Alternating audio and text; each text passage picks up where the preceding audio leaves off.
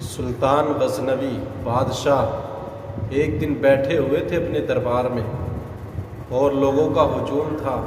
اچانک ایک بوڑھی خاتون روتی چیختی چلاتی ہوئی آتی ہے اور کہتی ہے، بادشاہ میرے پاس زندگی کا صرف ایک ہی سرمایہ ہے، اس کے علاوہ دولت کچھ نہیں، مال کچھ نہیں، آج وہ سرمایہ بھی میرا مجھ سے چھینا جا رہا ہے۔ بادشاہ نے کہا، بوڑھی آخر بتا تو صحیح کیا ہے؟ کہا، جلدی اس کی بات کو سنا جائے، کہیں اس کا رونا، اس کا چیخنا، اس کی وجہ سے کہیں آسمان سے عذاب رب نازل نہ ہو جائے۔ کہا، جلدی اس کی فریاد رسی کی جائے۔ بوڑھی خاتون کہنے لگی، بادشاہ میں بیوہ ہوں، میرے پاس میں 4 بیٹیاں ہیں اور میرا اور کوئی ہے نہیں، اس کے علاوہ سرمایہ کچھ نہیں، ایک عزت ہی اللہ نے مجھ کو عطا کی ہے، لیکن آج میری وہ عزت بھی مجھ سے چھینی جا رہی ہے۔ سلطان محمود غزنوی رحمۃ اللہ تعالی علیہ، وہ بادشاہ بھی ہو تو بادشاہ ایسا ہونا چاہیے، کیا عدل اور کیا انصاف سے کام لیتا ہے بادشاہ۔ کہا، بوڑھی بتا تو صحیح معاملہ کیا ہے؟ کہا، کوئی شاہی خاندان کا نوجوان ہے جو میرے گھر کے اندر داخل ہوتا ہے اور بیوی بیوہ ہوں اور بیٹیاں گھر میں موجود ہیں، آج وہ میری عزت پر حملہ آور ہے، میری عزت مجھ سے چھینی جا رہی ہے، میری آبرو ریزی کی جا رہی ہے۔ بادشاہ کو انتظام کر، اس جوان کو نہ معلوم کون ہے لیکن ہے شاہی خاندان کا، اپنی فوج و لشکر لے کر کے میرے گھر جاتا ہے۔ بادشاہ نے جب اتنا سنا تو بوڑھی سے کہا، کیا آئندہ تو جب بھی تیرے گھر کے اندر کوئی داخل ہو فوراً اپنی فریاد لے کر کے یہاں آنا۔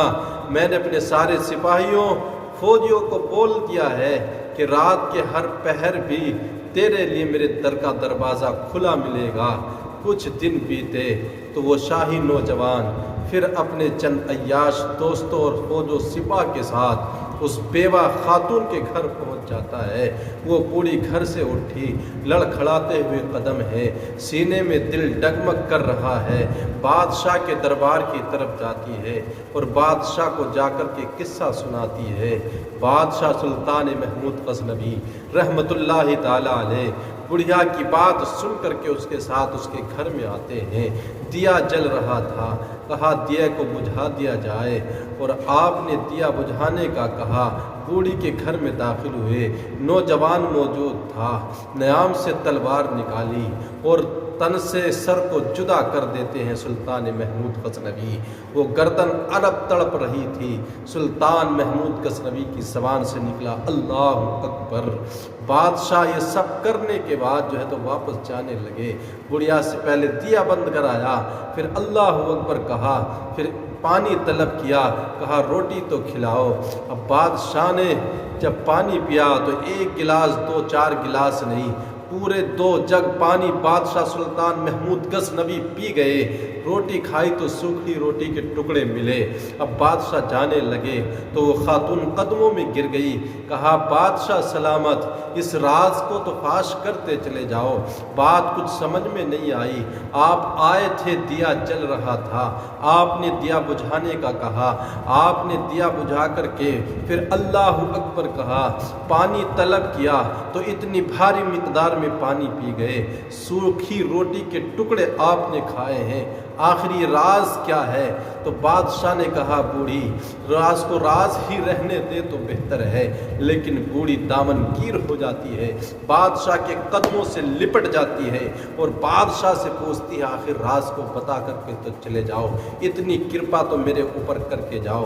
سلطان محمود غزنوی نے کہا، بہن کوئی نہیں، اکلوتی بہن ہے، اس کے اولاد کوئی اور نہیں، میرا یہ اکیلا بھانجا ہے، اکلوتا بھانجا جو جوان ہے، یہ میرا اپنا بھانجا ہے۔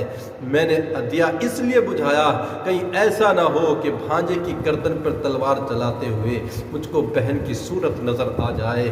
اللہ اکبر اس لیے بولا کہ رب نے مجھ کو اپنے محبوب محمد مصطفیٰ صلی اللہ تعالی علیہ وسلم کے دین کو نافذ کرنے کی سعادت بخشی ہے، اور آج میں نے تیرے ساتھ انصاف کو قائم قائم کیا ہے۔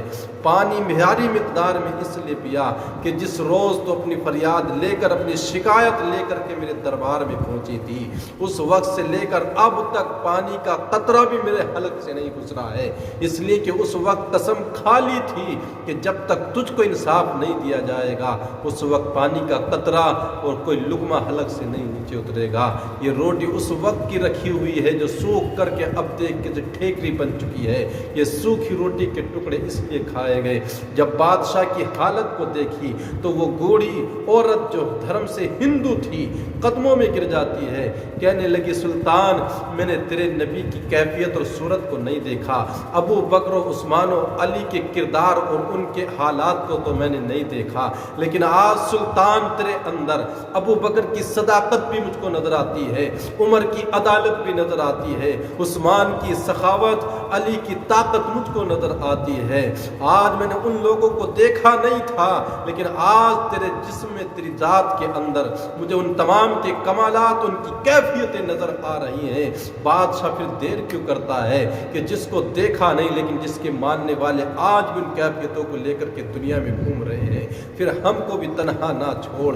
ہم چاروں پانچوں ماں بیٹی کلمہ پڑھ کر کے مسلمان ہونا چاہتے ہیں، ہمیں اسلام میں داخل کر لے، اس لیے کہ تیری کیفیت نے آج دل کی دنیا کو بدل دیا ہے۔ ایسے ہوتے ہیں بادشاہ۔ کہاں گئے آج کے پیروکار اور کہاں ہے آج کے بادشاہ؟